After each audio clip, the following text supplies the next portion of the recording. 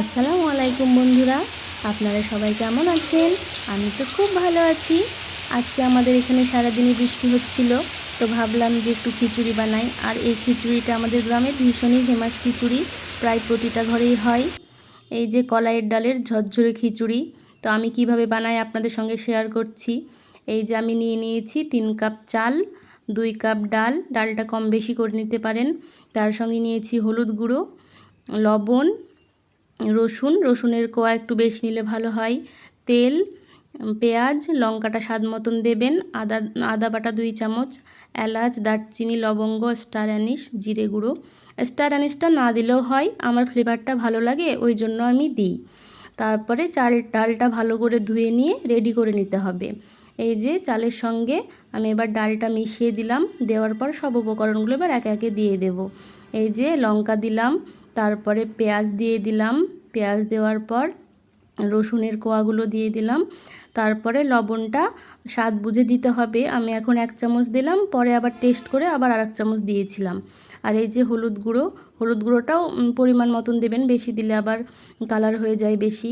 তারপরে একটু তেল দিয়ে নেবেন, তেল দেওয়ার পর গরম মশলাগুলো দিয়ে দিতে হবে, দেওয়ার পর ভালো করে এবার মেখে নিতে হবে। আর মাখাটাও ভালো করে মাখতে হবে, না হলে সব ফ্লেভারগুলো বের হবে না। আমার প্রায় মাখা রেডি হয়ে গেছে। আর মাখার পর এবার আমি জল দিয়ে দেব, আর জলটা পরিমাণ মতন দিতে হবে, না হলে মানে ঝরঝরে ব্যাপারটা আসবে না। আর আমি আগে পারতাম না একদমই, তারপরে আমার শাশুড়ি আমাকে শিখিয়ে দিয়েছিল এই যে হাতের এতটা দিতে হবে। আর তিনি আমাদের মধ্যে নেই, তাকে ভীষণই মিস করি। তো চলুন, এই যে আমার খিচুড়িটা প্রায় ফুটে এসেছে।